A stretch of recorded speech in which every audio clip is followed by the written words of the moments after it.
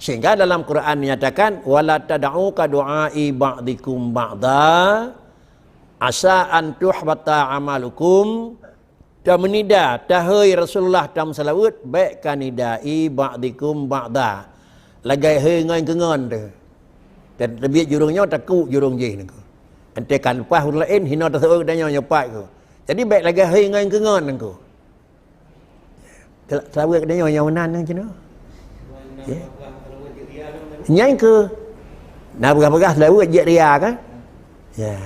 Nak tulisan sallu ala nabi walau biria ni ko. Salah baris ni ke. Karya tulis ni ko. Raya ni ko.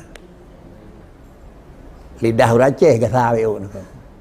Sallu ala nabi walau biraya ni ko. Selawat ke nabi dinala walau biraya sampai turku ni ko. Kan selawat ke nabi je ke sorak-sorak ni ko. Mau balik ni ko. Ko punya pengurang ni ko. Karena nahik dia yang gerok-gerok pagah di mana ria karya nako raya nako.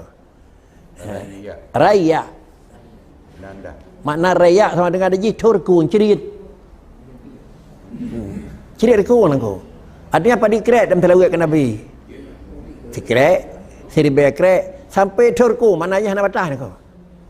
Cuma cara mentelawat pakri wala tad'u ka du'ai ba'dikum ba'da. Oh dalam telawat baik dah ngan kengon tu. Menyo lagi tahu ngan gengan pakri asa antu habata malukum hana tataya malang kabe. Wa antum la tasyurun nadepun ko. Man pakai moloi ni apa pakai? Mana? Iya, ka betul.